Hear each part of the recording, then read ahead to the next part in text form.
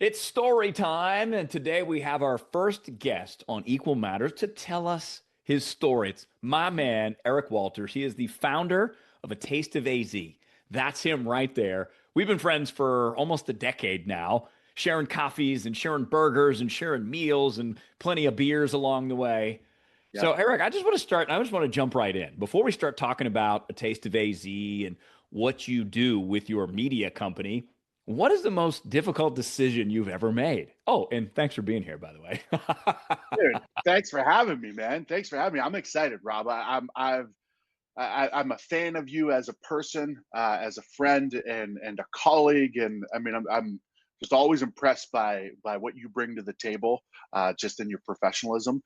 Oh, But thanks. you're an awesome dude with good taste of music too. So that that We helps have shared a lot of music also. You turned me for on sure. to the Black Pumas, and I listened to the song Colors a lot because of you. That's a great song, man. That is a great song.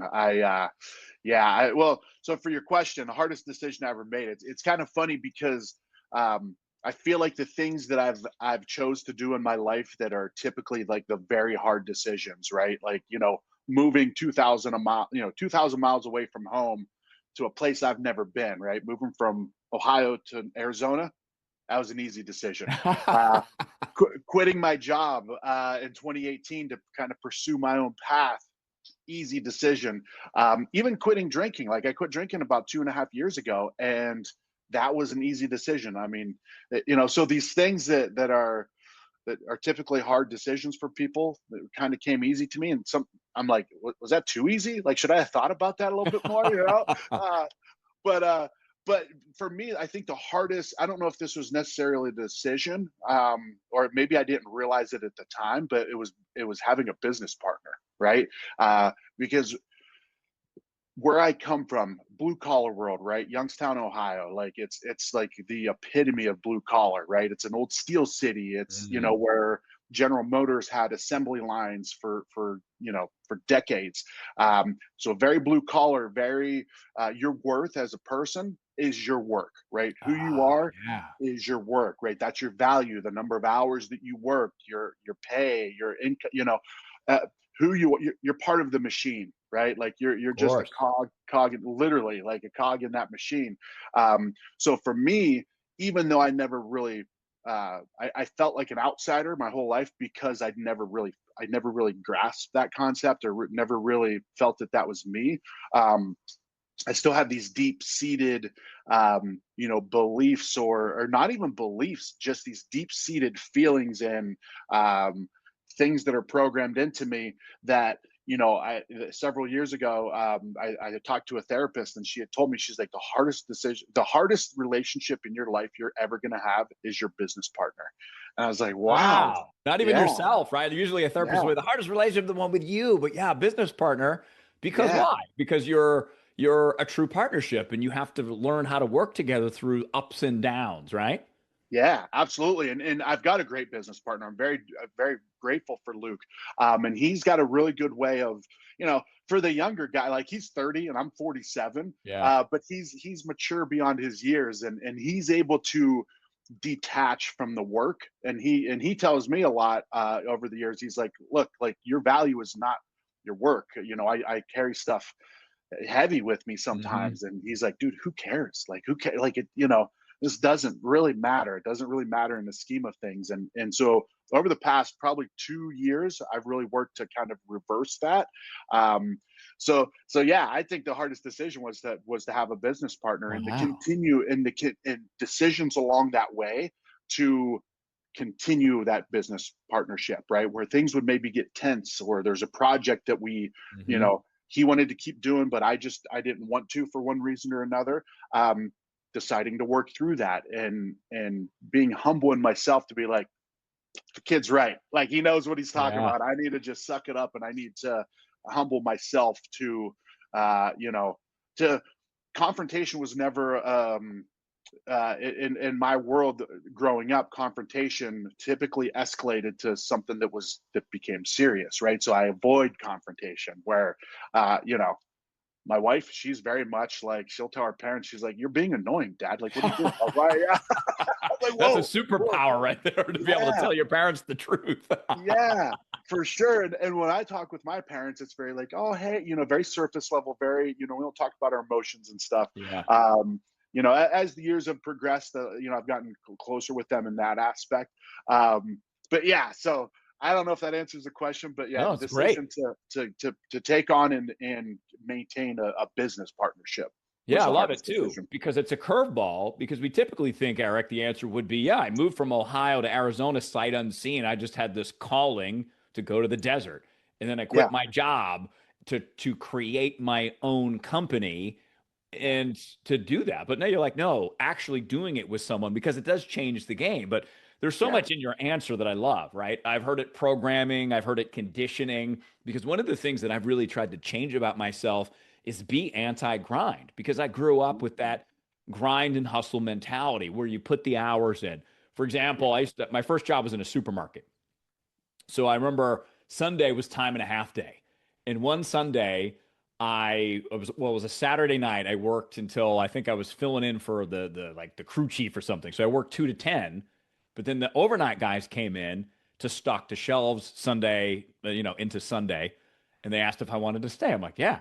So I stayed till 5 in the morning, and then I went home and slept for like 3 hours or 4 hours, and then they came back and worked my regular like 10 to 6 shift. So I'm like, oh, yeah, I got all this time and a half, and I thought I was so great. But now I think about that, I'm like, I am anti that because yeah.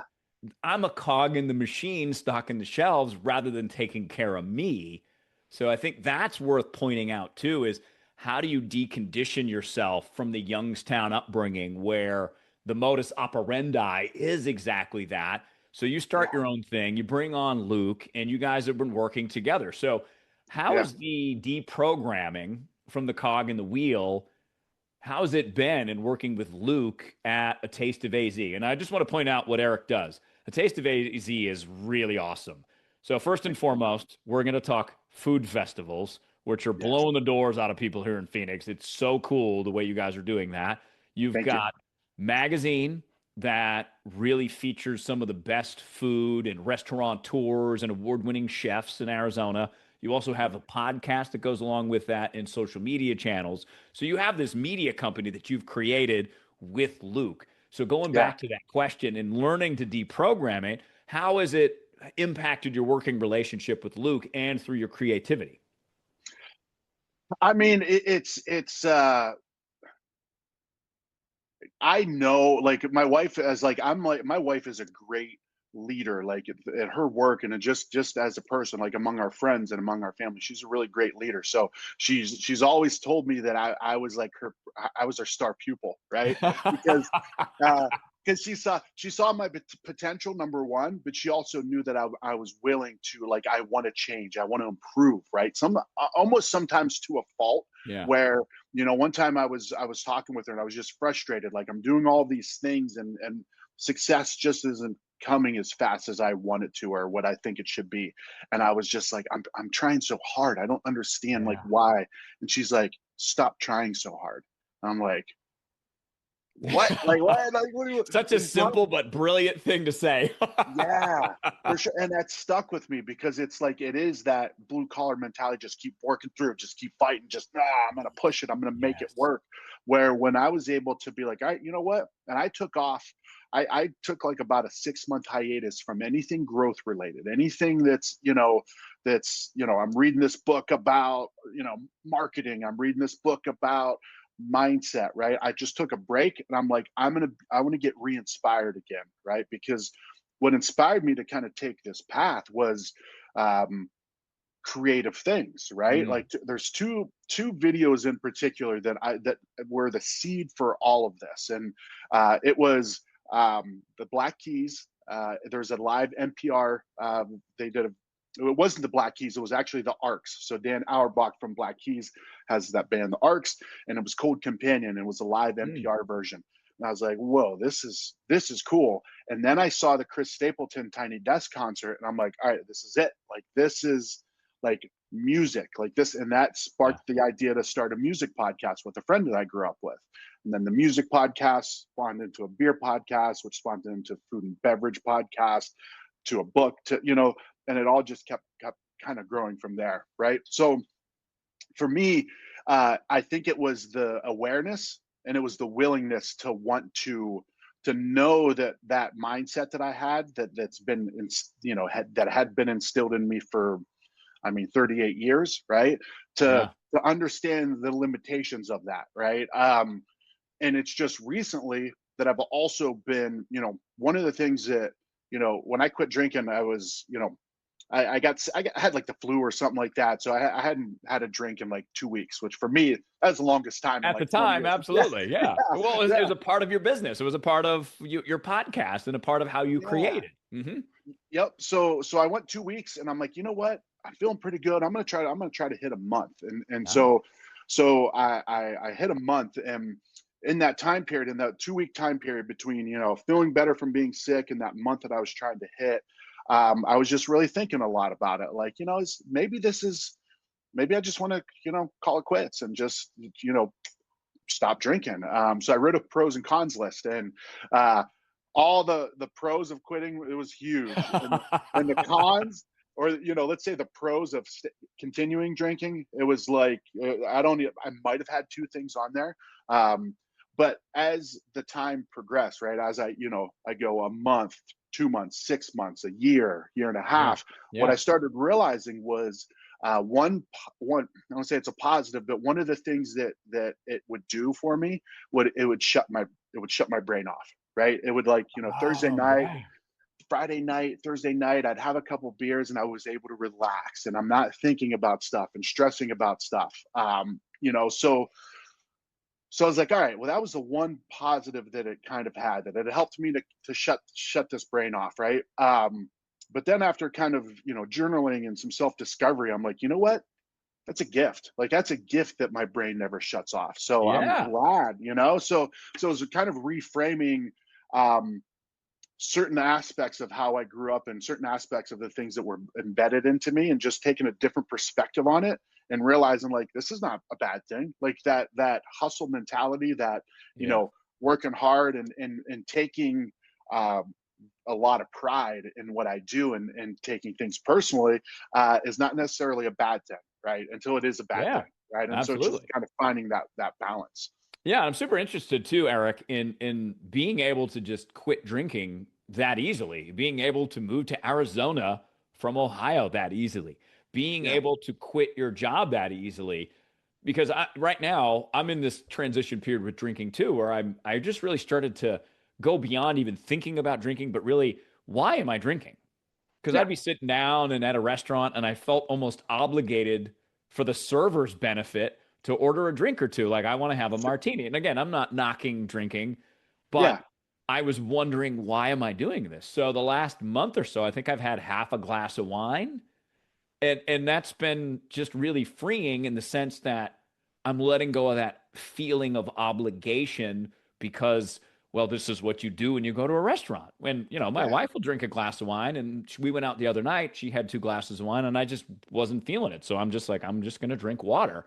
So yeah. it's like it was a slow kind of transition for me. And I'm not saying I'm never going to drink or I'm not going to have a martini once in a while, but I'm just re-examining the relationship as to why I do it. So for you, Yeah. and able to make that switch so easily on those three big life decisions, what was that like for you? Tell me about that. Well, I mean, I would say two of those decisions were easy, because they were always things that moving away from a home was always something I wanted to do, right? So Got it. I was just waiting for the right opportunity, and the right opportunity came because my cousin and her husband were stationed out here at Luke Air Force Base, and she was going to have a baby, and my aunt, who I'm really close with, was going to come out and help her, Nice. like, kind of be like her nanny. So, you know, I always joke that, like, I kind of hit like some very good industries at the wrong time, right? I got into mortgages in like 2006, right? So uh, but that me not finding success in that actually kept that door open for me to, like, there's nothing holding me back. Right. so my dad was like, let's go check out Arizona. Like, we'll go out there. If you like it, then I'll help you kind of figure out a plan to move out there. Nice. And maybe about, I don't know, 2 weeks before we were gonna fly out, he calls me. He's like, you know what? He's like, you've got nothing to lose. He's like, why don't you just move out? He's like, just move out there Wow. and see what happens. And I'm like, How cool. I'm in. Yeah, Dad gave you the push. That's cool. yeah. Always has. He's always has. He'd Nice. always tell me that, he's like, there's more to this world than this small town that we're from. And quick little story about my dad. I don't know if I ever shared. I think I've shared this with you, but so my dad was, he was in a lot of bands growing up. Like him and his cousin Gary were like guitarists, and they loved playing Oh, music. yeah. Yes. So he graduated high school. He wanted to work for the summer, and then he was going to drive his motorcycle to LA. He was going to be a rock star, right? Like that was his dream. I didn't know this honestly until maybe a year ago. I've never heard this full story, right? So he wanted to make some money, get some money, take his motorcycle to Arizona, or drive his motorcycle to LA, be a rock star. So he starts working at this factory, kind of by where I grew up, and he got hurt. He got electrocuted, Mm. and so Whoa. bad, lost both of his arms, like Kidding. almost died. Yeah. So he was like walking across this catwalk at this like second story of this factory. This high power tension line was hanging down, and it actually pulled him. It was raining and he was wet, and it pulled him off of the catwalk. And his instinct was to put his arms up, so his arms took the brunt of that electricity. I mean, I don't know. I want to say 10,000 volts or something, like something insane Yeah. amount that, like, Wow.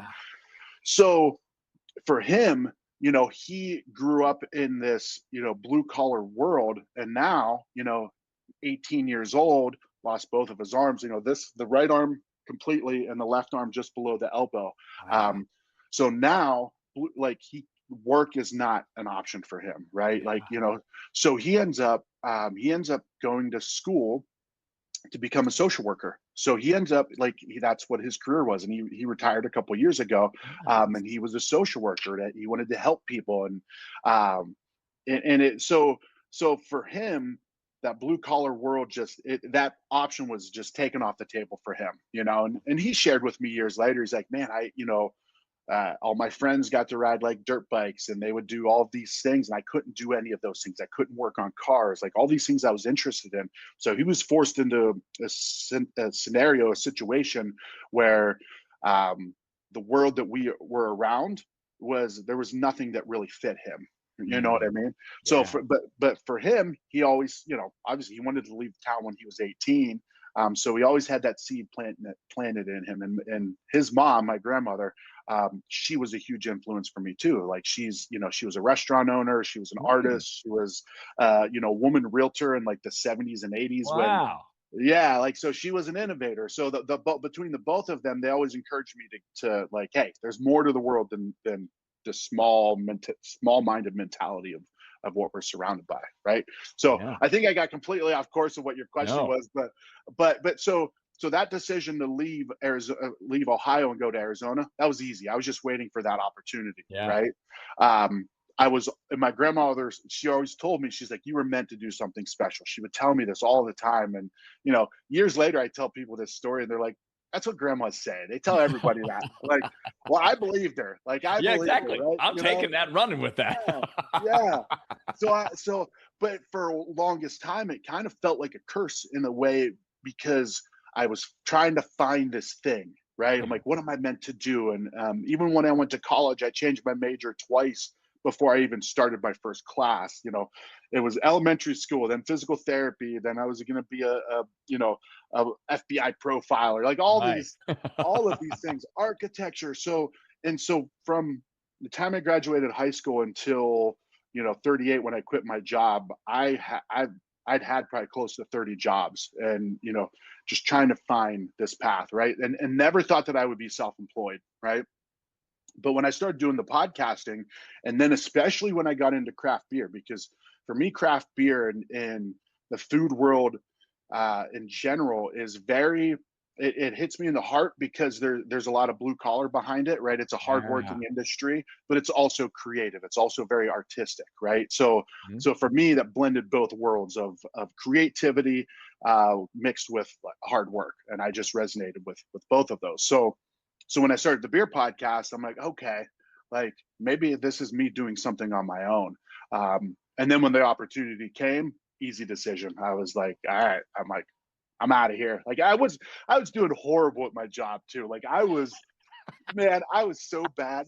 Like, so I worked at University of Phoenix for like 10 years as an academic advisor, right? And I did really good at that. And that kind of really trained me for all of the stuff that I do now. It's added like a kind of a corporate system mindset Yeah, yeah, to yeah. organizing the business, but then also the students that I would talk to, my role specifically was to get students who had dropped out within 2 or 3 classes to get them back into school and finish their degree. So I had to call people, cold call them, and like, hey, I know 30 people have called you this month, but you got to come in and you got to get this algebra class done. You got to do it. So it trained me on the art of the conversation. So when I started interviewing people on the podcast and like kind of getting their story, Ah. it all just lined up. Yeah. And I was like, oh shit, like yeah, this is a skill. This is something, right? So I leave University of Phoenix to this debt relief company because everybody was leaving University of Phoenix to this debt relief company. It was a sales job. So they're doubling, tripling, quadrupling their income, right, by doing this debt relief job.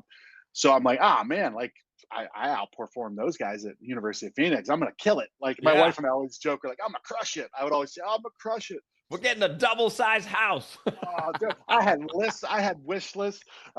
Dude, I did so bad. Like I went into probably, I don't know, 6 months before I quit. Went into the director called me into his office, and he was one of the people that interviewed me, and he's just like, what is going on? Like, why Mm. are you? I'm like, I don't know, man. Like, I don't understand. And I finally was like, he was like, he goes, you are like 255, ranked 255 in this company. He's like, that's where, like, as far as sales go. And I'm like, or he's like, you're second to last. And I was like, hey, at least I'm not last. And he's like, the only reason you have more than him is because he hasn't been here for 8 months. I'm like, You're like, okay, I am last. yeah. So he's like, what's going on, man? And I was like, I don't want to be here. I'm like, and by this time, the beer podcast is already rolling. We're starting to do a few Yeah. events with my previous business partner. And I'm like, I don't want to be here, man. And that was, probably one of the first times I was truly honest with, Yeah. somebody that wasn't like super close to me, right? Where I was like, I don't know, man. I don't know what's going on. I was like, I don't want to be here. I don't want to be here. So my wife and I found this, going to school, University of Phoenix online, advising students online. I had that experience. So I found this company called VIP Kid. Mm. Have you ever heard of VIP Kid? I have not. It's wild, man. So you teach kids in China English, right? Oh, yeah. Okay. Hmm. So I would get up at like 4 in the morning. Oh, Um, yeah. they had all the curriculum ready for you. So it'd be like a 30-minute Zoom call like this. And I would have my curriculum ready. And then I would do a Zoom call with a kid in China. It's evening for them, but it's 4 in the morning for me. And it was wild, man. Like it was a wild experience because, I don't speak Chinese. They don't speak English, but it's like an immersive type of thing, right? So it was really cool to teach these kids. But it was also like, if we had some time at the end, we could kind of do whatever. And I would say, Mhm. draw a picture of your house, and they would draw a high rise, and they would put a window up here, like, Ah, because they didn't weren't living in houses. They were living in huge like yeah, skyscrapers, right. In right? cities in like Shanghai or whatever. Yeah, Hmm. yeah. So that was the bridge. That was the bridge for like, all right, once Got you. the longer Yes. you do it, I could get my schedule filled, and that could be that financial bridge. And then finally one day, like I was just like at my wits end, and I text my wife. I'm like, I got to get out of here, Yeah. and she's like, this is the debt relief company. She's like, quit. I was like, Mm. I was like, all right, don't f with me. Like what? Like for real? She's like, well, come home tonight. Come home tonight. Let's talk about it. And I went home. We talked about it. And she's like, yeah, do it. She's like, you're there.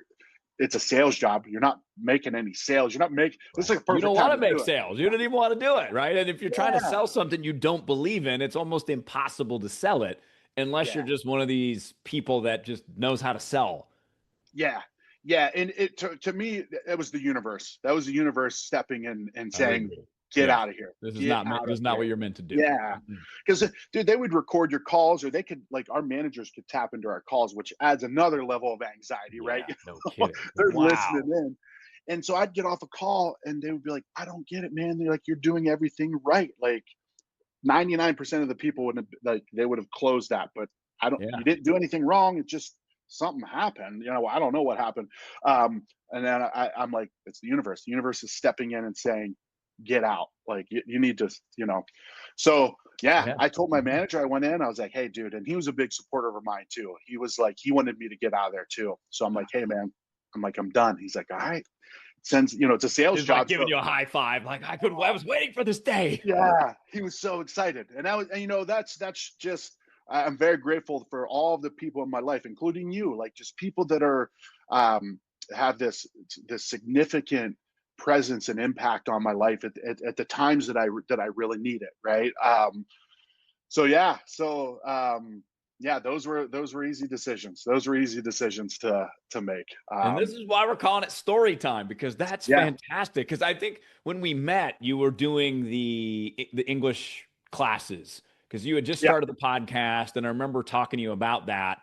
I didn't remember what it was called, the VIP Kid, but I thought yeah, that was kind of cool in that, okay, I'm transitioning out into something I really, really want to do because there's this pull towards it. Because I'm a big believer in that. Because how I found radio was a pull. So when I was yeah, 14 years old, my voice changed. Two random people said to me, "You have a great radio voice." And I was like, "What? Okay, people do that?" So yeah, I was able to start paying attention to that. And my high school, a random place in the middle of, I mean, it's south of Boston, two towns, Whitman and Hanson, had a radio broadcasting class. So I took that, and it was really fun because I got to not do math and I got to yeah, create, and I got that first dose of creativity. And I remember one of the first things I created. So Boston has the T, right? Like a subway system, and it okay, has the yeah, electronic third rail. So my friend Dave and I did a PSA about the third rail and not touching the third rail. And he Nice. did the voice, and I was like doing the voiceover, the main voiceover, and he would comment and go, "The third rail." And, it's like that That's great. moment where you realize, oh, this is cool. This is fun because I get to make something because you talked about the universe. I think the universe knows that we're all creators, and our Yeah, job is to create because you create good things in the world. And I'd say that over your career in creating, you brought so many people together, whether it's over a beer or over a meal at one of your festivals. You're highlighting people that are creating their own restaurant in their foods. So I love this tie-in that you just followed this creative pull and you're still doing it. So take me yeah, back to that when you said, okay, I'm going all in on my creativity and my creative ventures. Even yeah. leaving the teaching the Chinese students English. Yeah. Yeah. So I quit my job April 25th of 2018, right? He knows the And date. I love it. He knows the date of yeah, yeah, freedom. I do. I do. I remember that day clearly. I remember walking out of that building. I remember the Pink Floyd song that was playing when like time. It Wow. was It's a perfect. visceral Yeah, moment. Yeah. very Mhm. much so. And it's same thing with the decisions weren't easy, but there were times where I'm like, oh shit, what did I do? I'm driving home. Of I'm course. like, Of oh man, course. like this is a big thing. Um, so my business partner at the time, we ended up parting ways just a few months later, right? So all this stuff that I had in mind of like, all right, here's what I'm going to do. We're going to have this event company, we're going to have this, we launched AZ Food and Beer. We're going to have this website, a podcast, going to be creating content. We're going to have the festivals, right? That was, and we'd had a couple festivals, little events that we Yeah. did. We did like a walkabout Gilbert. We did one in Flagstaff. Um, but then, you know, here I am, I quit my job. And then a few months later, I start to kind of see just little signs of like just us both kind of seeing things differently. Mm. And so I'm like, oh man, like I can't do this. Like I can't, and that was a little bit of a harder decision to just let them know, like, hey man, we're just Huge. not aligning. Yeah, we're not Yeah. aligning, and I need to go a different direction. Well, and I So can see by too how it impacts bringing on another business partner later in Luke, right? As the yeah, business changed and evolved, you have this experience where you got to let one go. So there might be some angst in that. So yeah, that makes more sense why this would be a difficult decision to bring, for sure. to work with Luke. Absolutely. For sure. Yeah. But then I met Luke so I met Luke in June. Luke just was, he is, at this point, he had just turned 21. So he was just experiencing craft beer. And then he found my Nice. podcast. He found Tap.az. He's like, man, I would love to connect with you. So he actually met me at a festival. He came to a festival and he helped me at my table. He sold merch, gave out stickers Nice. while I was doing a podcast. And it just kind of blossomed from there. Like, we stayed in contact and we'd work on a few things together. He would come to some of my podcasts and, take photos. And, but then it wasn't until me and my former business partner split ways that Luke and I were finally like, hey, let's do let's do a book. Cause he had publishing experience. I didn't, and I was like, Mhm. man, that's a big deal. Like, this is a big thing. We're publishing a book. So then it just kind of started building from there. And I started to see that his work ethic and his values and all those core things we were aligned on, right? We were completely different. Like he was very open. He was like, I've had a kind of a cushy life. I grew up very comfortable, Mhm. but I want to grow. I want to push myself. And, Mm. we're, pitching breweries to be part of this book. And Yeah. partway through the meetings, he would have panic attacks. Like he would like I could see him over there and he's breathing hard and I'm like, and we'd make eye contact. I'm like, you're good, Yeah. man. You're good, I'll and take over here. You just chill yeah. for a minute. And sometimes he would get up and excuse himself and then he would come back. But every time, like, we had a meeting coming up, he was there. He was like, hey man, I was having a panic attack before this, but he just kept pushing himself. And Nice. and so what we bring to the table are two completely different mindsets and different skill sets, but we align in those values and our work ethic and the fact that we want to provide a ton of value for people that are that we're working with, Yeah. that we want to be honest about like what we're doing. We want to be we both understand how important trust is in the media world, right? Like of especially we're covering restaurants and stuff, and to to represent or say, hey, we recommend you go to this restaurant because we truly believe it and not Right. because that restaurant said, hey, we'll pay you if you tell people you should come here, right? Yeah. So we've always aligned in that aspect, and I've learned a lot from him. Like I've learned a lot on the business side. He's taught me so much about business and actually got me interested in learning about business because I was always like, I'm a creative man. Like I just want to do my thing. You Right. know, you take care of that stuff, right? I was already in sales. I was already doing this stuff. I don't want to do that stuff anymore. And then comes full circle. It's like, well, now I have to. Like I have to do, business development and all this stuff. But then I've also helped him be more comfortable around people and be, with the relationship side and the networking side and all that kind of stuff. So yeah, That's a it's good team right there to it is complement each other, right? That's how for you win sure. championships. And I always think Yeah, about this from a team standpoint in studying, teams that win NBA championships or World Series. I'll use the 2004 Boston Red Sox as an example. If you watch any of the documentaries on them, it's clear how well they got along and how they had each other's backs and how they wanted to help each other get better. And I know you and Luke, you have more teammates now, but you guys are the two main guys. So you yeah, guys are the leaders, right? So that communication has to be important.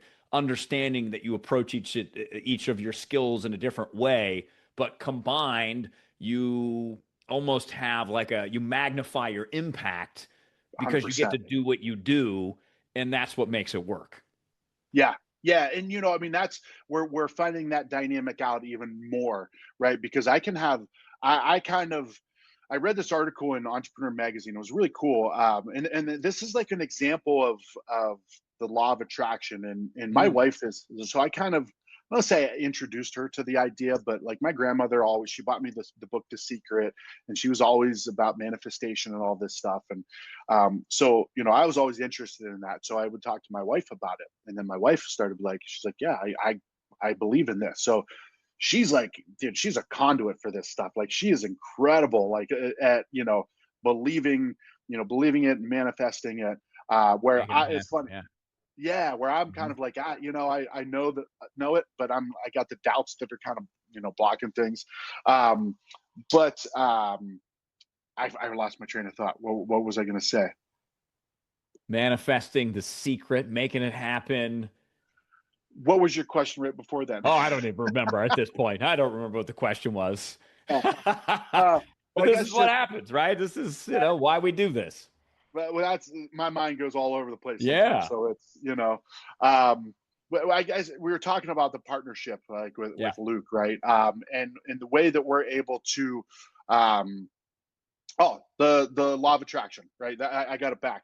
So I was reading See, it this always comes article. back. It's like a boomerang. It is. Give it the space. Give it the space to come back. So I was reading this article, and this is I don't know, maybe a year ago in Entrepreneur Magazine. It was like it was the one of the first sections, and it was like this guy Jake Carl's, him and his sister and his brother-in-law own a company called Midday Squares. So they're like a protein chocolate bar thing, right? And Jake is he's really good on social media. He's a character, right? So I read this article, and it really just hit me at the right time, right? Because I tend to put labels on stuff and put pressure on myself of like, all right, I'm a sales guy. I need to get sales. I need to generate revenue and all. And by doing it that way, I put this pressure on Yeah. myself, and I'm just like, oh man, like I don't like this. That sums And up my first 2.5, almost 3 years of business right there, Eric, is that yeah, constant pressure of trying to force things, for right? sure. Yeah. And Yeah, calling yourself this and saying, no, I got to do all the things. I got to do all the aspects of business. yeah. Even the parts I don't like the Yeah. sales, it's like, well, just reframe what it is. And that's Yeah. that's what Yeah. I'm currently working on. But this article really helped me with it, because Jake was like, he was like the CMO of his company, the chief marketing officer, and all this, right? And all these things that entailed that role, he hated it, and he was starting to Mm. get beat down. As I'm reading this article, I'm like, man, this is me right now. And he was like, so he met with his business partners, and they've decided like, hey, you know what, your role is, you're the chief rainmaker, Jake, right? You are the guy you're going to go talk to people, you're going to be the one speaking on stage, you're going to be the one, you're going to be one kind of teeing us up, building these Mhm. relationships, right, making things happen. But all the pressure is not on you to do this, right? But you're our rainmaker, you're the one that makes it happen. So I'm like, that's my role. That's my role within our company. And I'm the one out there just, it's funny.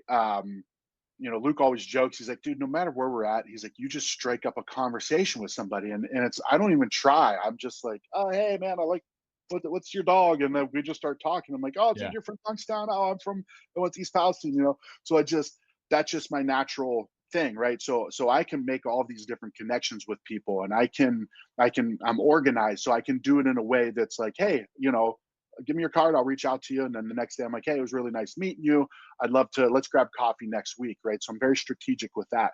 But where I sometimes struggle is when it comes to the part where it's like, okay, now you know what we do, I know what you're looking for, all right, let's figure out something, right? And I'm like where Luke comes in, Luke's the Nice. closer. Luke understands how to hear those things and how to connect. Like, there's so many times in meetings where I'm just like, hey, Audrey, this is Luke, this is my business partner, I was telling you all about him. Luke, this is Audrey, we've been talking about this and this. Luke, one thing we were thinking about is doing this. And Luke's like, okay, great, Audrey, nice to meet you. Yeah, so what I'm thinking is something something, and then he'll ask her a few questions, and she's like, well, we're looking to kind of get, these are the type of people we're looking to get. He's like, all right, well, what if instead of this, what if we created this for you guys, because I think this would add this value to what you're doing. And they're like, what? Like, holy crap, like, how Yeah, did because you? it gives like a whole different perspective for them. Whole different Mhm. perspective. And he really gets it. He gets messaging, he gets like brand, like consistency, all these things that 99% of the people out there haven't got from somebody, right? Yeah. Because they're probably just talking to people like me that are like, Yeah. that Yeah. just don't fully get it, right? Like, and that's something that I've been able to embrace and be good with, is like, you know what, I'll get him here, I'll tee you up, Luke, but you're our closer, right? Like, you're, and there are certain instances where I can kind of take it from A to Z. But there are other ones that, we get to a point now where I'll just call him like, hey man, here's kind of what I'm thinking. Am I missing anything? And he's like, well, if you think about it this way, with this, and this, and I'm like, shit, man, that's incredible. Like that, Yeah, so you were talking earlier about your powers combined. It's a multiplication problem. Multiplication. absolutely. Hmm. It's not addition. It's not me plus him equals this. It's me times him equals Absolutely. this. Yeah, Exponential. Hmm. for sure. Yeah. So that's been an incredible thing, and that also takes humility on both of our parts to be like, hey, you know what? Like, I'm not the one doing all this, and Yeah. he's like, I'm not the one doing all this. Like, but together we're able to do this. So yeah, No, I think you're spot on. And it's really smart to think about that because my entrepreneurial journey has been up, it's been down, it's been up and down. And every entrepreneur I talk to, whether you're a small business owner, whether you're running a media company like a Taste of AZ, like you guys are, we all have that experience where you get a win and then it takes sometimes a long time to get your second win and you're feeling really down and you're like, what am I doing? Because there's the big concept of doing it on your own is the whole world is your oyster, which sounds great, but it's the whole world. yeah, Like when I worked in radio, I had a deadline every day. My last show started at 4 o'clock. So whatever I had to do to get ready for 4 o'clock, I did. yeah, But now I don't have a deadline necessarily. So you're trying to work your way through things and figure out what you're really good at and what you really like to do and what gives you energy versus what takes your energy away. And yeah, that's the big part of being an entrepreneur is I got into it just like so many for freedom. I didn't want to have a schedule. I didn't want to be stuck in a studio forever. I didn't want to only have 4 weeks of vacation, so to speak. But yeah, that concept of freedom is overwhelming sometimes. for So, what's sure. your experience, Eric, in going from University of Phoenix, debt relief company, teaching students English to being full entrepreneur over the last few years? So, how do you relate to freedom and what have you learned about yourself and your exploration of it?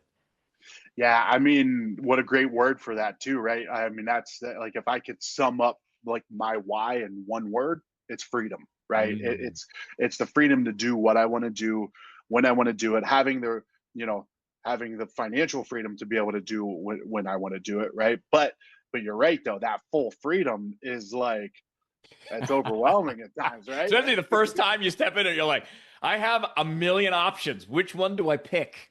Yeah, yeah. My daughter, one of my daughters is a very good artist, really good drawing. And one of her friends, they're in a band, and they're like, "Hey, we want you to do an album cover for us." And she's like, "All right, cool. Like, what do you have in mind?" They're like, Whatever." She's like, "Well, what's the title of the album? We don't have an album, So gave her no parameters.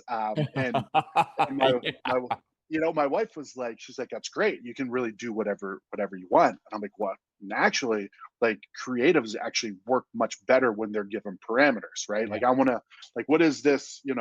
I can Some think out. guardrails or a theme or something that I can go Yeah. with.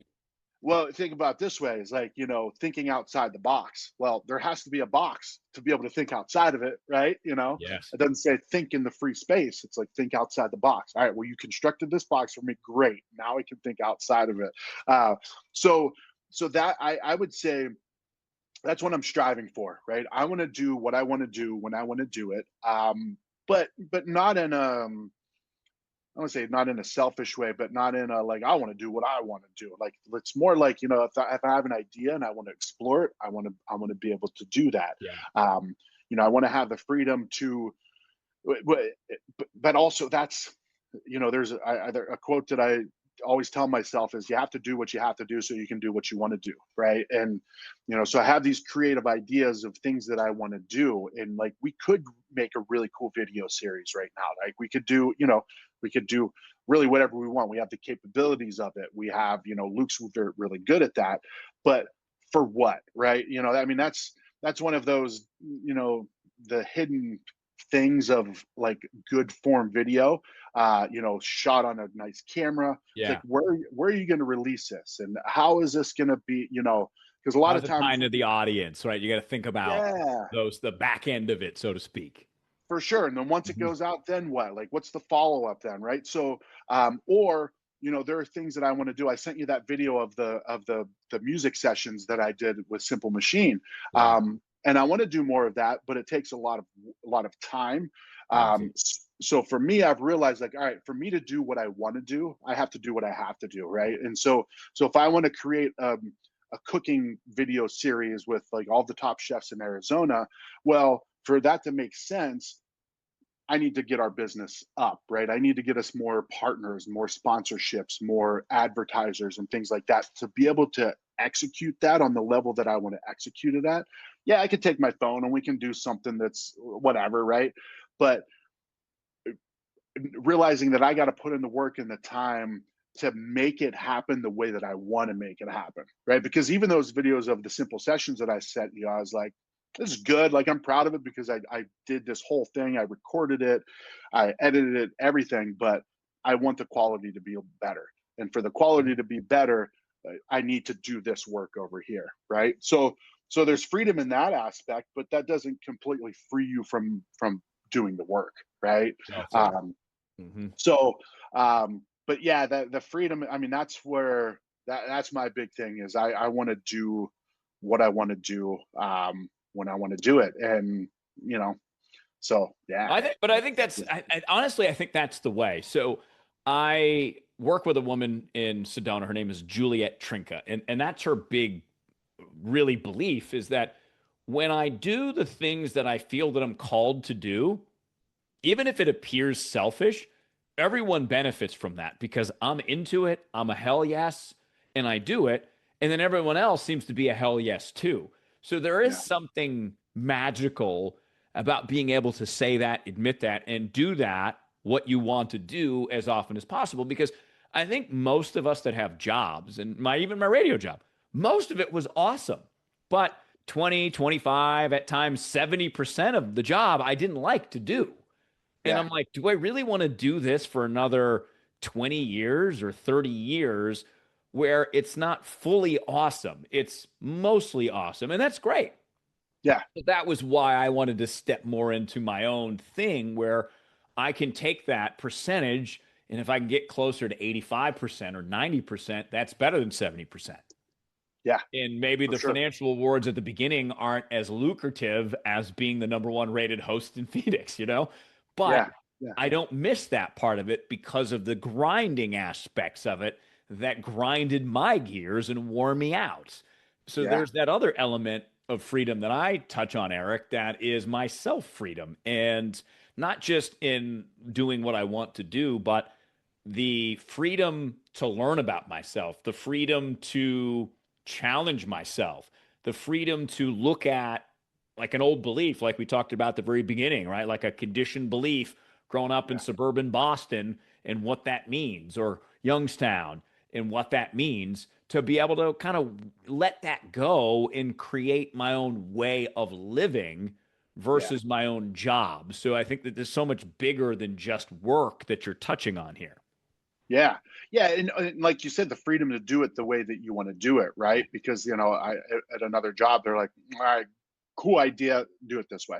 This is the way you got to do it." I'm like, "It doesn't work for me, though." They're like, "Well, got to do it, Yeah, right?" exactly. So, but that's also to me that's been one of the biggest struggles too, right? Where it's like where you have all of this freedom, so you start doing things and you start doing things that you think are right, but maybe you're not getting any sort of feedback or anything like that, and you're like, am I doing the right stuff, right? I mean, I think that's a question that entrepreneurs ask themselves all the time, like, am I even spending my time doing the right Of things? course.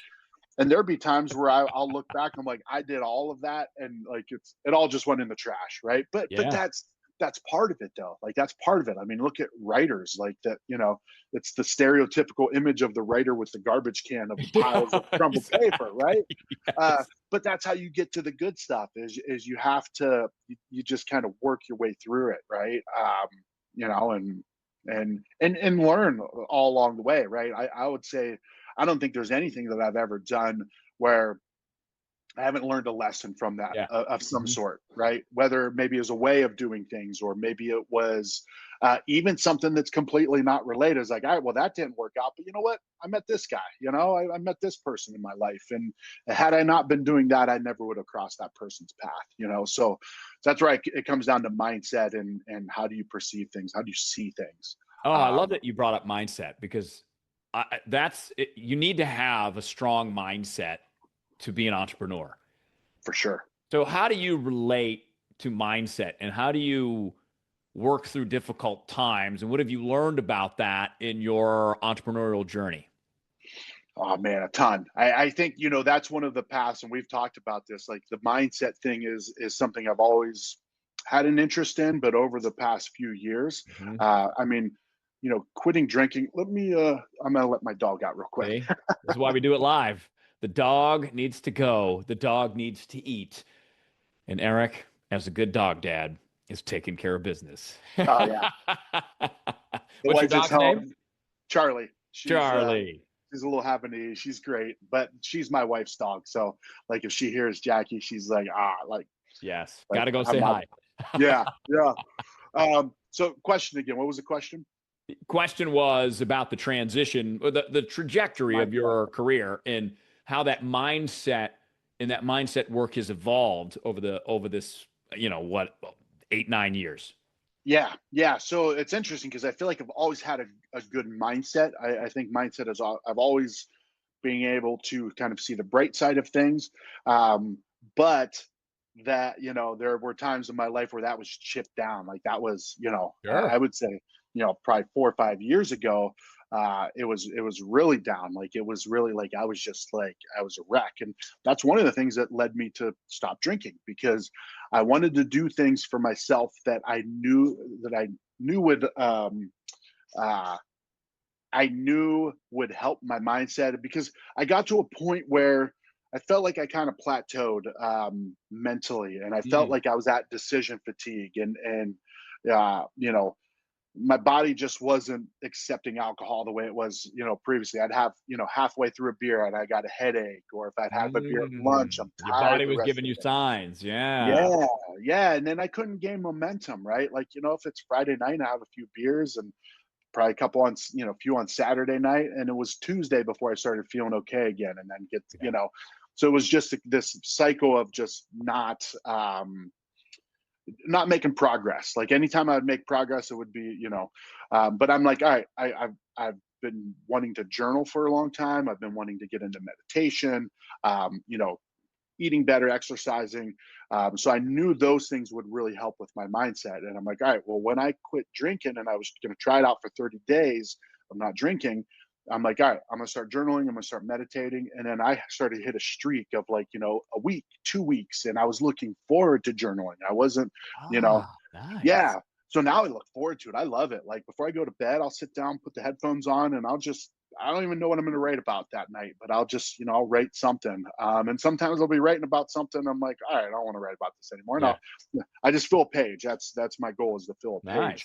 Nice. So I started to do things that would help my mindset, that would help me um, really disconnect from the subconscious, right? Those things that are the deeply, that's our primal brain, that's, protecting us. Yeah. Um, Runs in the background. You're not even aware of it until yeah, you call it into awareness. Hmm. for sure. Yeah. And so that's one of the big pieces of it, is like be able to identify when it's that subconscious that's kind of taking control. And I can just like, I'm like, oh, wait a second. Like, no, like it could be, I send an email to somebody and they're like, oh yeah, reach out to me. I'll get to you by Friday. And, Friday comes, I'm like, man, what the hell? Like they must not like us. And this whole thing just starts to grow. Right. And, and sometimes, I mean, for a long time, for years, that would last for days, and that would compound into all these things, from them not getting back to me, to everybody hates our company and we're going to crumble and it's going Sure. to the Yeah. wife's going to leave me, That all that voice stuff. that comes out of nowhere and tells you all the worst Yeah, things in the world. and it just keeps growing, and you're feeding it, it's growing, it's growing, it's growing. Where what I was able to finally start to do is be like, that's bullshit. Like you just made all that up. And I kind of joke, and I've even implemented talking to myself of Yeah. you physically using my conscious mind to tell my subconscious like simmer down, it's fine, we're Go in the good. corner. I'm not listening to Yeah, you right now. yeah, exactly. So just understanding that part of it is, it's like, we're not our thoughts, right? Yes. Which is a hard thing to kind of grasp at first, Yes. but knowing that we're not, and that subconscious, it's doing its job. It's trying to protect us. Absolutely. But having a good So relationship with it helps you understand what it's doing and what its role is so that it's not driving you as often as it was 5 years ago. for sure, for Hmm. sure. And what I'm learning too is, as you set it at ease more, the more it's realizing like, okay, all right, we're cool, Yeah. good. And I can start to, it's almost like, it's trained. It's like, it's kind of hit its stop, and now it's backing up, right? Because the brain's like, okay, we're good. Like, so now you can, I'm starting to see little hints of using that subconscious to my advantage, right? Um, and as you're able to interject more and just stop it in its tracks, of just like, hey, like, chill out, man. Yeah. That's big. So yeah, mindset for me has been huge. And I mean, honestly, to me, I feel like entrepreneurship is 90% mindset, right? You can learn how to do this, you cannot learn how to do this, you can hire a salesperson, you can learn how to do sales, you can learn how to do marketing. How are you mentally though? Like, how are you getting better? Are you getting Yeah. stronger? Do you want to get better? Do you want to get stronger? Exactly. So yeah, yeah, Let's talk about food because mindset ties into yeah, this yeah, too. Because yeah, when I look at what you guys do at A Taste of AZ, it's very similar to what I do. And it's taken me almost 3 years to realize what it is I actually do. And it finally has dawned on me that I work with standard bearers. In the history of a standard bearer, it goes back to the military application. The standard bearer was the person that carried the flag that, I'll say it's America, right? You're carrying the American flag, so the American troops know where to go. Like you're showing the way literally, and you're brave enough to hold the flag. yeah, So in the modern application, we don't have to make it military, but I think it's industry changers. It is people that do things their own way with their own creativity that want to put their own spin on, say, a restaurant that you guys cover a lot of. So what I love about what you do at A Taste of AZ is giving me the stories of some of these restaurant standard bearers, some of these chefs that are doing tremendous things with food to give you a unique experience when you either go out with your friends or you take your partner out and you can have a special occasion. And it might just be a Tuesday night special occasion. What drew you to these chefs, right? You had a beer background, you got into beer, it was the same thing. You really gravitated towards the standard beers in the Arizona craft beer industry. Now you're doing it with restaurants. What was yeah, that for you, Eric, to get you to sit down at these tables and have these conversations with some of these great chefs? yeah. I mean, it was, what I loved about uh, doing the beer podcast was, it was the people, right? It was getting people's stories, right? And that goes back to University of Phoenix, where I'm talking to these students, and when I was able to get them on the phone and be like, hey, why are you in school? And like, oh, I'm doing it for my kids. And 99% of people would be like, okay, well, this and this. And then when they start, stop, participating in class, or like, hey, I thought you were doing this for your kids, they don't care, because that's not why they really were doing it, right? So my job was to be like, well, what do you mean for your kids? Well, I would let them know that, if you put your mind to something, you know you can do it, right? You can accomplish it. I'm like, yeah, but why is that important to you? Well, because my mom, blah, blah, blah. I'm like, okay. So you want to prove to your mom that you can finish this, right? Like, Yeah. because you don't want to, the surface motivation is like, I'm doing it for my kids. That's easy. That's easy to just, but you start to get good at those conversations and start to dig, and maybe it is for their kids, but you learn a little bit more about it. And then, not for this to sound bad or anything, but then you can use that to help them stick to it, right? Absolutely. Like, wait a minute, like Cheryl, like you, like this is important for you to do this. Like, you only have 2 weeks left. Like, Right. um, Just remember finish you, up. You're almost yeah, yeah. there.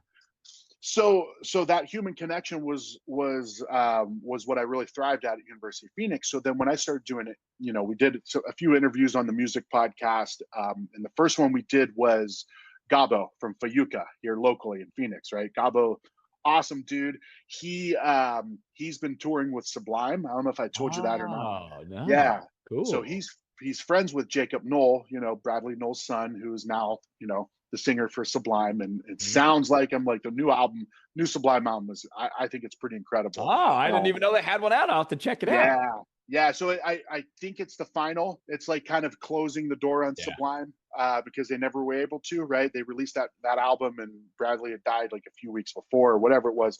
So now Jacob, his son, is a musician. He came on board, and they did this album. I think it's going to be the last Sublime album, but Gabo, my friend Gabo, he is a touring guitarist with Sublime, which is actually pretty badass. I saw Yeah. like a Spin magazine post, and I was like, "Oh, this is really cool." It's like, Sublime playing at Red Rocks, and I'm going through. I'm like, "Dude, that's Gabo," and he's up on stage playing, and he's up on the screen. So it was just really cool. So when we interviewed him, and it was through this was on Skype because this was like in 2016. My friend that did the podcast with me, he's like, afterwards, he's like, dude, he's like, that was incredible. He's like, how did you learn to interview like that? I'm like, oh shit, I learned that from University of Phoenix, right? It's like it was Uh, training you. That's so yeah, funny. Yeah. for sure. So we did a few interviews on the music podcast, but then that's where Tap.az, that was the whole premise of that. I'm going to come into your tap room. We're going to sit down. By And the way, phenomenal name. Tap that AZ, by yeah, the way. yeah, That is Eric Walters' creativity right there. It's a perfect yeah. name for a beer podcast. Yeah, I've gotten so many more comments about the name of it. I'm like, yeah, it's a Yeah, podcast. I I'm like, we know. don't care. And then we thought the Brewmance was great. Mike Russell and I had the Brewmance, which, by the way, It's you great. talked about the AZ beer book on there, and I think we had you on Yeah, another time, or I don't know, 3, 4 times. So go check those out. We thought the yeah, Brewmance was great, but we were jealous of Tap That AZ. yeah, yeah. That was a good one. That Yeah, was a good one. I almost did 400 episodes with that. And the wow, irony of it, the very last episode I did was a non-alcoholic beer. Like, we did a review of a non-alcoholic beer. nice. And then I just quit that podcast for a little bit. And then a year later or so, I quit drinking, which was like, it was just wild that it turned out Yeah. that way. But That's a pattern I see with you, Eric, right? You learn how yeah, to interview at your job, University of Phoenix, leads you to a podcast. It's music first. Then it becomes a beer podcast. Then you do a non-alcoholic beer. A year later, you stop drinking. And now here we are doing food. still eating Still like eating. crazy. We got to eat. We got to eat. Might as well eat well. Yeah, but so to kind of bring it full circle, that to me it was always about the people, right? It was always about the passion behind the Yeah. people, and what I loved about craft beer, and you see this in the restaurant world. I don't think not as much, but you see people come from a different industry. People that are like, I'm tired of working in IT. I'm tired of working Mm, in insurance. I'm going to start a brewery, right? So when I was interviewing them, it was getting to the heart and soul of it, and sometimes, and even now, I forget to talk about the food or we forget to talk about the beer because it's about the people. mm, And so I did a podcast with Helio Basin. Remember Helio Basin? do. So their chef, so they had food and like legit food. So when I set up a podcast with them, they're like, hey, would you want to have our chef Tamara join? Like, yeah, sure. Because I'd been there and eaten. I'm like, that food is incredible. And she changed my whole world. Like, she changed like the way that I viewed food, because I liked I liked craft beer because it was blue collar. It was kind of like, it was a little bit, I don't want to say edgy, but it Yeah, wasn't. yeah, I thought of food as either, okay, you're either a chain or you're fine dining, right? Really, or a diner, whatever. Nothing in between. I didn't think that there were stories like there were in craft beer. But then I got Tamara on the podcast, and she started talking about foraging and like, oh yeah, the wolfberries that we have on these tacos were foraged, right on the other side of McDowell Mountain. I'm like, wait, what? I'm yeah. like, that's really Oh, cool. cool. So she opened my eyes to the food world. I'm like, okay, there's some really interesting things here. And then, as I'm interested in, not interested to the sense of I really understand it, but like fermentation and sourcing ingredients and how do you use ingredients that are indigenous to where you're at? Like how do you Yeah. get a sense of place through your Especially in the food? desert. Like what actually Yeah, grows here that you can eat? so much stuff. And That's yet what you I would, learned. it's so Yeah, surprising. Hmm. for sure. And then Arizona is just wild too. I mean, from Phoenix to Flagstaff, like the ecosystems that are there. I mean, it's unreal. It really Um, is. yeah. So People so for sleep me, on us here in AZ. They think it's all hot and desert, and yeah, half the state is, but half yeah, the state is mountains and pine trees and high elevation. A little yeah, part of the state is the Red Rocks of Sedona. We have so much diversity in this state. It for actually is sure. ripe for restaurateurs to be able to pull from and create with. Yeah, absolutely, absolutely. So yeah, I mean that's where the food world really came in. For me, it was like, oh wow, and then that opened up so many doors, right? Because there's maybe 110 breweries in the state. There's 12,000 restaurants, right? Wow. Yeah, and I mean that includes the Jack in the Olive Boxes and Garden all and that stuff. whatever. Yeah, yeah, Yeah. yeah, yeah. Uh, but yeah, that just opened up the whole world for us. Well, and that's another thing I think is so interesting. So I moved to Arizona in 2007, January of 2007, and the first 2 or 3 years, I thought it was okay. I didn't find the culture, but once I hooked into it, Arizona actually has a really good food scene. It Yeah, might not be as glamorous as New York or LA or Chicago, but I like that. yeah, And I think what happens a lot, and you can speak to this, is the Valley gives restaurateurs great opportunities for growth because there's so much land and it's mhm, easy to open one in say Central Phoenix and then open a second one in Gilbert and then a third one in North Scottsdale and then a fourth one in Goodyear. And you can have a big imprint on the Valley relatively easily to expand our food culture beyond those chains that we have everywhere too. But if you look, I think that's what Arizona, I would sum it up, Eric, and maybe you agree with me. If you look just a little bit, you're going to find the beauty in the desert, in the beauty in this state, and how Arizona is different from New York, it's different from LA, it's different from Chicago, it's different from Tampa. And that's the best part about it. It has yeah, its own style. for sure. Yeah, absolutely. And it goes back to like indigenous ingredients, right? Like Tucson. I just got back from Tucson and I did a podcast with Janos Wilder. And Janos is like he won the best chef in the Southwest, James Beard, which is like, I mean, that's the pinnacle for a chef. And he was like, yeah, he's like, like all the best ones, he's like, I wasn't trying. I was just doing what I was doing, which was, he's from California, but he trained in France, so he's like classically trained. So what he wanted to do with Tucson was use those French techniques and kind of ideologies and use indigenous ingredients, right? Use ingredients that have been growing here for thousands of years. Right. Yeah, so he's talking about a chili relleno, and it was like he was like he put lobster in it and there was like with brie cheese and he's like so I deconstructed this thing it's been here forever and I added a little something different to it so and he was huge on getting Tucson designated as a city of gastronomy by the United Nations. So Wow. Tucson and San Antonio are the two cities in the US that have that Wow. designation. Yeah, because the big piece of it is like Tucson, around Tucson, it's like the longest, I think it's the longest continually agricultural, I don't even know if that's the right word, but the agricultural centers like in the country. Like Yeah, that's another wild thing people don't understand it. I didn't understand this for a long time that the valley, like my neighborhood, which is kind of north central Phoenix, used to be like orange groves or citrus farms or whatever it was yeah, because citrus grows pretty well here. Native Americans that were here, the indigenous peoples that were here had all kinds of farming going on, even though it's for sure. 110 degrees in the summer and everybody thinks that's what Phoenix is. I'm like, yeah, it's that and so Yeah, much more. for sure. Well, in what I think is really cool, and I've learned this through, through different chefs. And then, I did a podcast with the I can't remember what it's called, but it's like the birds in the Mm. state. I can't remember what the name of the organization is, but they did a beer with Arizona Wilderness. So I did a podcast with them, and they talked about, like, you know, putting native plants in your yard. Like, you'll attract all of these different birds and insects if you're putting native plants in your yard. And, you know, palm trees are not good because they take a lot of water. Like, so doing like mesquite, and, so there's Yeah. a whole, I think there's a whole movement of like, let's put here what is meant to be here. And there's a, Sinagua malt up in the Verde Valley. They started to grow malt. They would have farmers like, all right, you're currently growing alfalfa, which pulls a ton of water from the Verde River.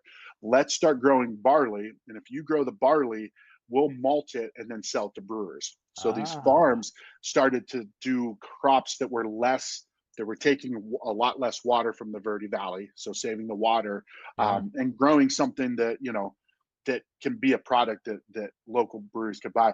And I think one of the problems with it, I don't want to say if it's a problem, but, Arizona Wilderness, I think, uses all that they have to offer, right? So they're like, Wilderness use all of it, so we need to make more if Yeah. more people want to, do this. That's So great for economics, right? Your for job sure. growth, farm growth, more money. Everybody likes more money, right? It's it's Mhm. it's a beautiful thing. So, Yeah. I don't want to keep you too much longer, Eric. I mean, you and I can talk for hours. We do it all the time. Yeah. What does it mean to have a good meal, to sit down at one of these places? You and I were talking before we hit record about a restaurant in Flagstaff called Shifts, which I Yeah. think Tamara's involved in, right? That you were Yep. just Yep. mentioning. That place is phenomenal. My wife and I have gone there on two different occasions and had two completely awesome experiences. So when it comes to you and what you do at A Taste of AZ, what is a good meal? What is that experience, in all you've learned? What are the highlights? Yeah, I mean, there's a range of that, right? That's a full spectrum, right? Because there could be a place like, I go into Bad Jimmy's, and I get a smash burger and some Yeah. waffle fries, right?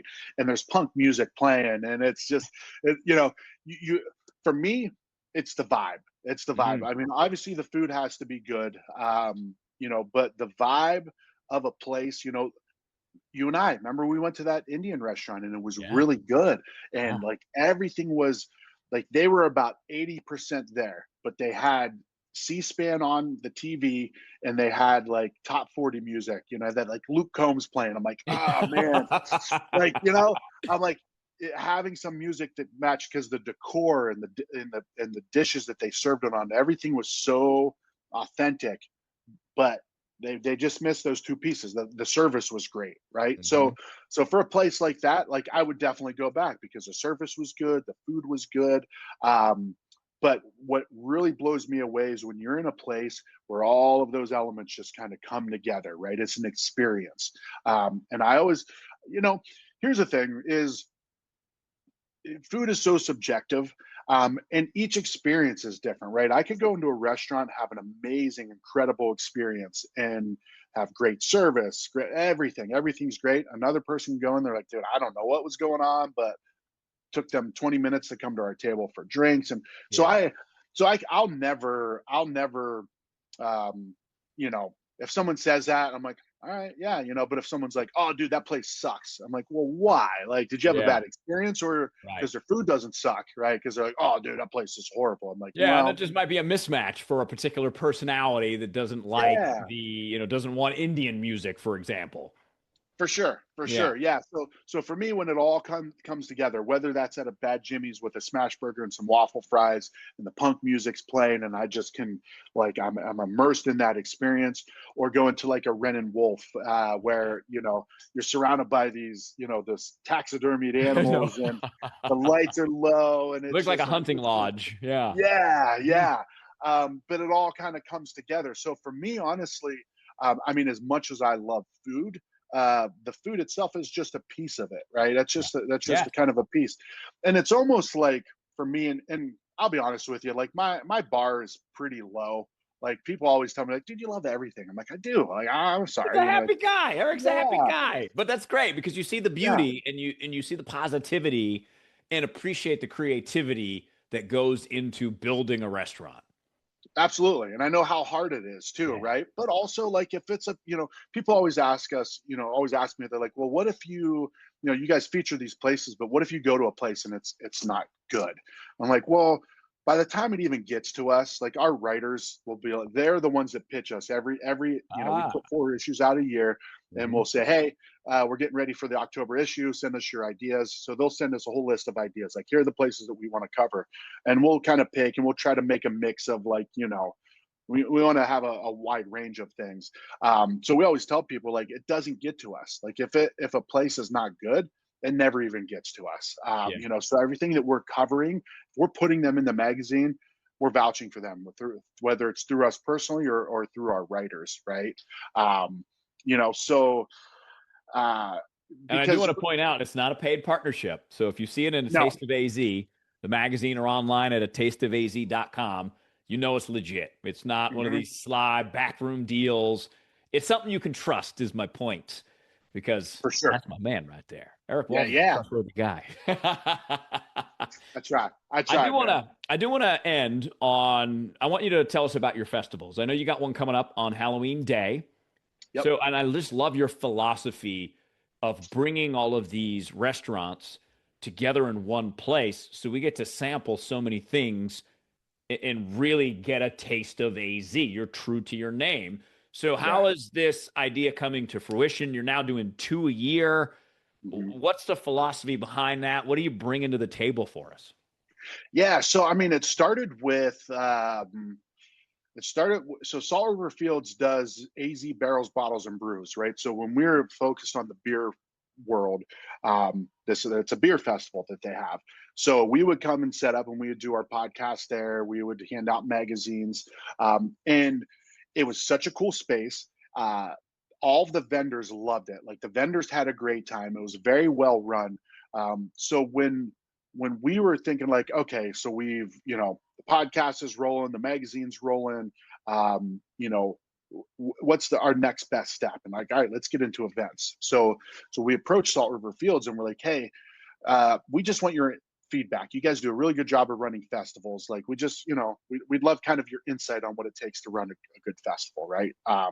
So about halfway through the meeting, they're like, well, wait a minute. They're like, well, would you want to partner with us? And we're like, maybe. Like what does that look Yeah. like? And they're like, we'll run it. Like we'll do security fencing, all of this kind of stuff. We'll run the festival. But these people that you have relationships with, we can't get them. We can't even get them to, we can't even get in touch with them. We don't even know who to get in touch with. If you can get these people to come to do a festival, like that's perfect. That's what we're looking for. So for our January festival, we actually partner with Salt River Fields on that one. The October festival, that's the one. Last year was our first year. We did it all of our own. So we're like, Oh, that was a big deal. And in that one, we add a retail element to it. So really, what we want it to be is we want it to be an experience where people can come as soon as they walk in the gate. On the food side of things, they can try anything they want. We want them to try everything. Like we want them, like, you know what? If there are 25 food vendors, we want you to try all 25 of them, right? Because the idea is like you go and you have this little dish of ceviche from Chula, and you're like, holy shit, that's incredible. I need to Where, go. yeah, and it's they're not huge, so I think last year or in January we had 1,800 people at a Taste of AZ, so. And it's big enough that it feels like an event, but it's small enough so that people can talk and they're like, oh man, this is incredible. Like, where are you guys at? They're like, oh, we have a location in Greyhawk. We have one in Uptown, Nice. so they're like, oh, cool. Well, the festival's over at 5. So we're going to go there for dinner tonight. Right. Yeah. So we want them to sample. We don't want to, and there's a time and place for everything, but we didn't want it to be a festival where you pay, small ticket price. And then you have to figure out, all right, what do I want to buy? Or what do I want to pay for? Give me the We all-in option. Make it easy for me. Yeah, Mhm. exactly. And so we had 15 drink tickets, right? So 15 samples, right? Not 15 full drinks. Um, so uh, coming from the craft beer world, beer festivals, we know how those can get sometimes. Those get kind of rowdy. Yeah. People get a little bit, they like to indulge. what we realized with our clientele, because the ticket prices are a little bit higher, you know, our book is like, it's a $35 book, which is not, you know, it's they're a little bit elevated Sure. experiences. So what we found with that was our clientele was a little bit more mature, a little bit more, when Into the when food scene, into the fine spirits. yeah, Mhm. exactly. And there were several people, we had tables kind of set up everywhere, cocktail tables and you know, throughout the festival, maybe somebody would be leaving and they would take off their lanyard that, you would mark off your drink things on there and they would set it on the table or they would throw them in the garbage or whatever. And I would glance over and I'd be like, eight. They marked off eight. So this person only had eight drinks. Like, they wasn't like a beer fest where you're trying to pocket extra tickets. So, Right, exactly. um, Yeah, because your so cups are, smaller and it's not like a full beer, so you're sampling and sampling and yeah, sampling. Mhm. yeah. And so, and we also have live music and we have it set up where we have speakers like throughout the festival. So like, no matter where you're at, you can hear the live music. It kind of creates a vibe.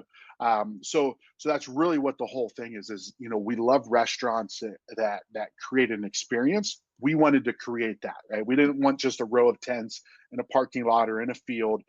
We wanted something that felt intimate, something that felt like, you're kind of part of this unit while you're there. Like we're all here together, and trying great food and drinks, man. So that's it. That's beautiful because you're again back to making it easy for me. I get to sample dozen plus restaurants that I would have to drive all around the valley to do, but I get to do it in one location. And Salt River Fields in the valley is very centrally located, easy to get to off the 101. So it's a perfect Yep. venue. In October, perfect weather. January, perfect weather. So you're doing it well, my friend. You're doing it Yeah. well. Thank you. Yeah, we're trying, man. We're trying. It's a lot of fun. Uh, you know, as with anything that's worth doing, it's very challenging at times. But as my wife always said, she's like, if it was easy, everybody'd be doing it. So I'm No like, yeah, doubt. all right, No yeah, doubt. yeah. Eric So Walters, my friend, he is the man at A Taste of AZ. I'm going to give you the final word. I mean, I'll give a close, but any final words for us today? Wisdom, maybe, that you want to impart with us? Any food you want us to try? I don't know. It's a wild card. It's a curveball question. ooh, Let's see what you got. See what you all come right, up with. man. All right. So, it's a funny thing. People ask, when I quit drinking, they're like, "Did you lose weight?" And I was like, "Not really, because I found cheesecake. I know where to find the best cheesecake, milkshakes." So I've been really into desserts lately. So Bantam Cheesecake on Indian School. That place is incredible. All they do is make cheesecake, make it fresh every day. They've got a ton of different flavors, but I always just go back to the classic. Like when I went cheesecake, I went cheesecake, right? Um, Milkshakes at the stand. They have the dulce de leche Oh, shake. yeah. Their burgers are incredible. So I've been kind of on a dessert kick lately. So I'll probably, A new ease back section on of a that. Taste That AZ, Taste of Yeah, AZ magazine, the dessert yeah, section. for sure. Yeah. But also, like, I mean, for me, bigger picture wise, like what the path that I want to kind of go down is knowing how many people helped me along the way, really, with the mindset and with, with the habits and these things that, you know as an entrepreneur, you kind of feel like you're on this island sometimes, and you might talk to other people that are entrepreneurs as well, and you can pull different, lessons from them. Yeah. So that's where I see kind of my path going in big picture, is just kind of helping empower people to take that step, to take that chance, to make that leap, to make that hard decision, right? There's so many resources out there, but it's like the Cheesecake Factory menu. There's so many that it's hard to sort through, uh, you know. So I'm hoping to try to simplify that, and I know you do a lot of that stuff too. So I'm looking forward to seeing what you and I can do.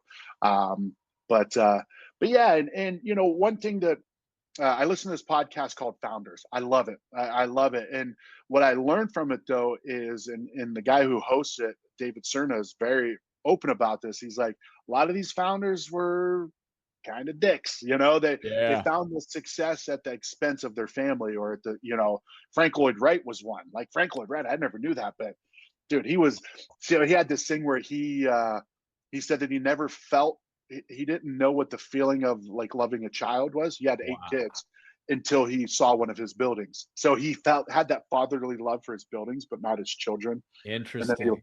he like bailed on his family. Like so that's one thing that, none of the, I wouldn't, I'm doing all of this for them, for my Yeah. kids and my wife, right? Like for us to do this together, that freedom to do what I want, that's for us to do what we want, right? So um so finding other people that really value that, and keeping those people in my world, and kind of not getting mixed up with the people that don't really align with me.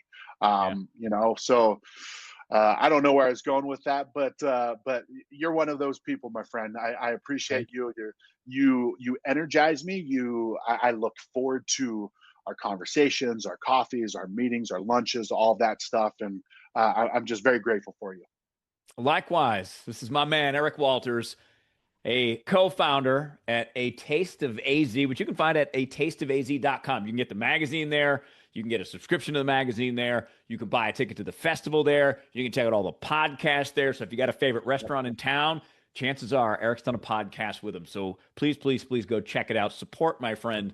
And if you like food, he's your guy. If you like desserts, he's your guy. If you like good conversation, he's your guy. Eric, thank you so much. We'll do it again soon. I appreciate you, buddy.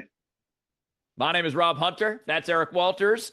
We'll be back with you real soon on Equal Matters. Cheers.